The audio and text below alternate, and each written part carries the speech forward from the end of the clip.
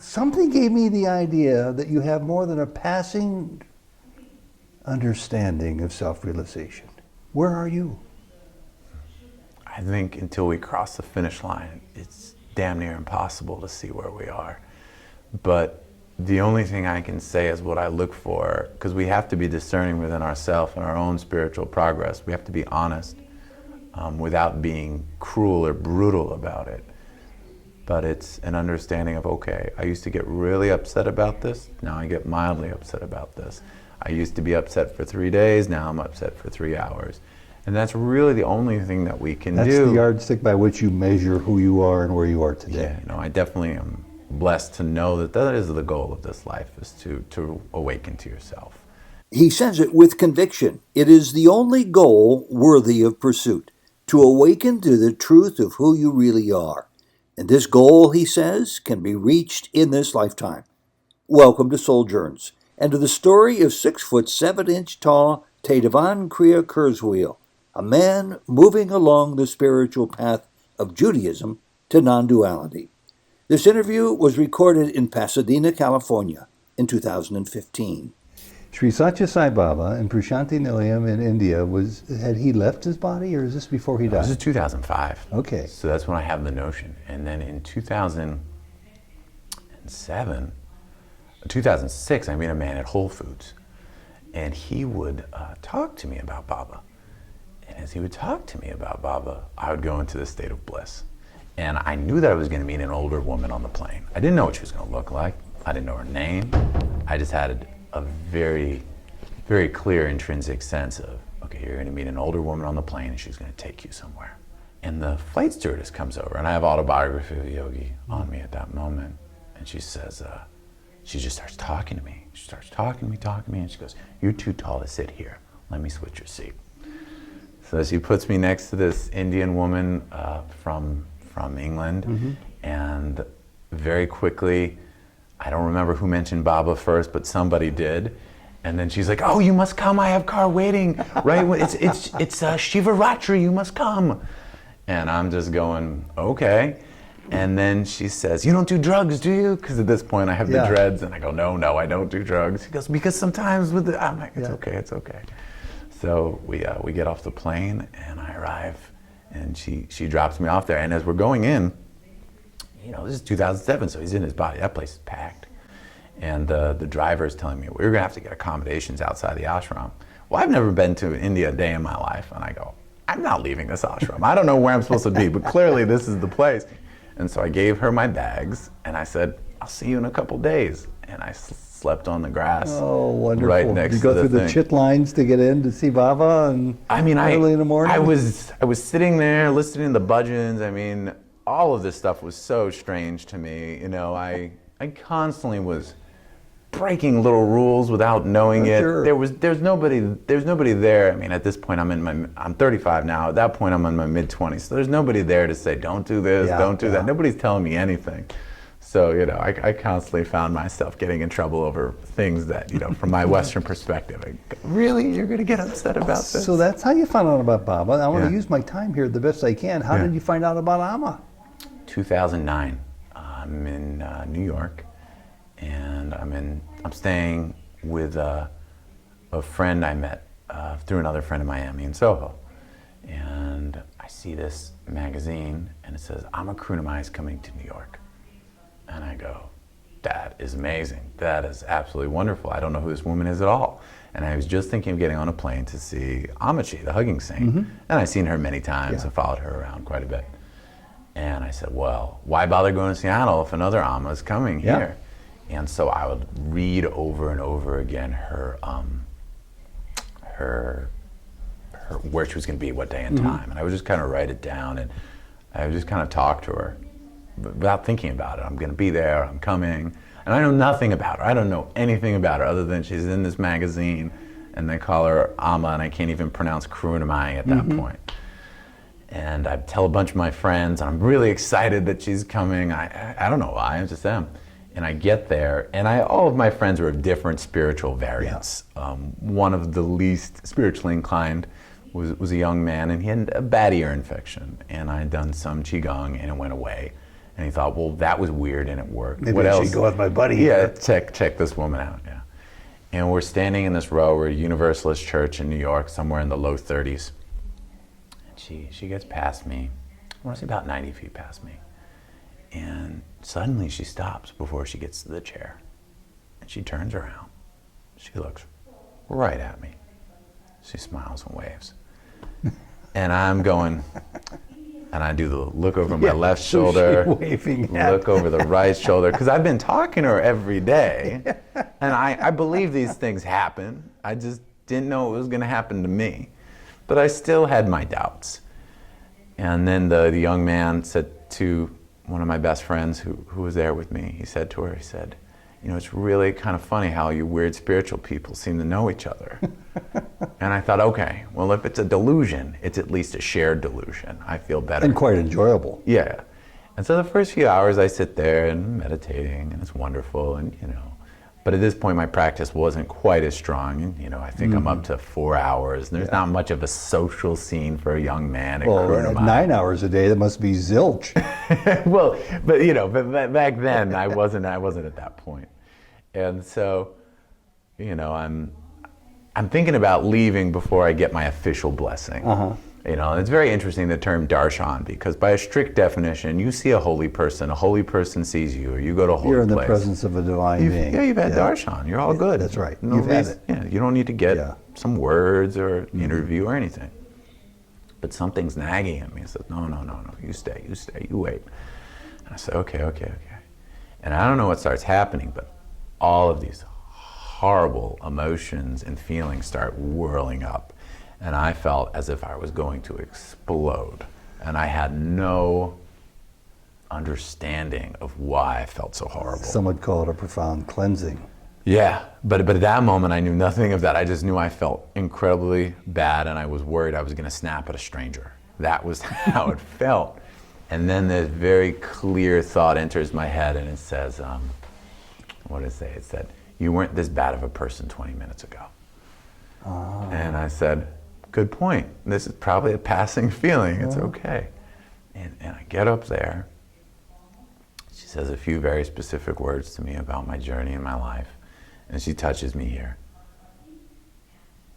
And it felt like my head just cracked open, wide open. And I just started sobbing. I was just sobbing. I just felt all of these layers, all of these things were just torn away. Just all these false layers, all this whatever we come up with, lifetimes. How and lifetimes. wonderful. Yeah, and that was the first time. I had no idea how much of an impact she was going to have on my life after that. And I didn't, Karunamayi is kind of notorious for not saying a lot during blessings in She's general. all about love. Yeah.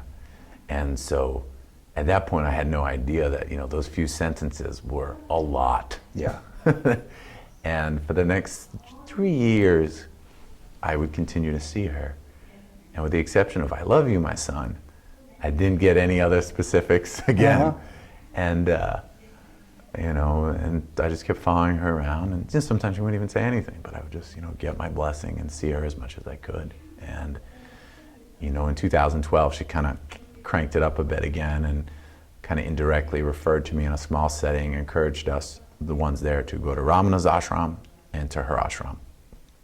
And in 2013, she addressed me a few more times specifically, and I knew I was getting close. In 2014, well, she laid the, when you get the money, my son, come to the ashram anytime. And so my family goes on a vacation in December. They go to Aruba. And I knew that I would not be able to join them to do this. And I was totally okay with that, but I started preparing them early. I started, as soon as the 2013 vacation ended, I started preparing them. I'm not coming next year, you know, and to them, wait, you're gonna go to India over this family vacation? Are you crazy? You're gonna sit in some ashram and sweat and get bit by mosquitoes and not have, you know, room service and all these things that, you know, people think are so wonderful, but I don't care. No, you have a slightly different mindset after a while. Yeah, and I always kind of did. You know, I remember being a little kid and getting upset with my parents for being wasteful, or giving my mom a hard time about trying to buy me clothes. So did you get on that airplane? Oh yeah, I did. And when you got there, after you were acclimated to the culture and the climate and everything in between, anything memorable about that trip? This most recent one to Karunamayi's ashram. Well, it's a beautiful ashram for openers. It is. So I get off the plane, and I have a few there's a few days before the program begins. Mm-hmm. So I said, well, I didn't really have a plan of what I was going to do. And I go, well, I don't want to hang out in some city in India. That's not what I go to India for. And so I said, where's Ramana's ashram in relation to Karunamayi's ashram? And I said, I don't think they're close. well, they're not exactly, but at least it was in a southern direction. At least Okay. I wasn't going Yeah. up north. So I said, okay, because I flew into Chennai. Yeah. So I said, okay, well, I'll go to Ramana's ashram. And I got there, and the energy was just amazing. And it was what she had said to a few of us on that day. So I was fulfilling that. Half the goal. Yeah. And so I did that for a few days, and it was incredible. And then I took a bus, another bus, Yeah, and a rickshaw to get to the ashram. And, Many hours later. it was let's say 12 to 14 hours from Tiruvunnamalai there. And I got there, and when she saw me, she goes, "You finally made it, my son." And it had been, it'd been a long journey. And what did she say? She said, "We missed you like anything on temple tour." And then she goes, "Maybe next year." And it was that blessing day where she gives you that little piece of turmeric, and I still have the wrap, which used to be yellow, but is now, as you can see, has faded quite a bit. So that's what happened when I got there, and the energy is incredible. The first 2.5 days, I had warfare with the mosquitoes in my room because there was a hole in the mosquito net. Exactly. I saw that. In fact, I had to leave the room. They win. I surrender. Well, the trick is close the bathroom door immediately when you get I know there. all the tricks. But when I opened the door, they were there to greet me. Yeah. They were the first guests. Yeah. Anyway, let's scoot, if we can, in the remaining really short period of time we have left. I could go on forever listening to this story. Where are you now spiritually? We were talking just before the camera was turned on, and again, we've only known each other for 7 minutes before this interview started. And this interview started by you talking before I even introduced you. But something gave me the idea that you have more than a passing understanding of self-realization. Where are you? I think until we cross the finish line, it's damn near impossible to see where we are. But the only thing I can say is what I look for, because we have to be discerning within ourselves and our own spiritual progress. We have to be honest without being cruel or brutal about it. But it's an understanding of, okay, I used to get really upset about this, now I get mildly upset about this.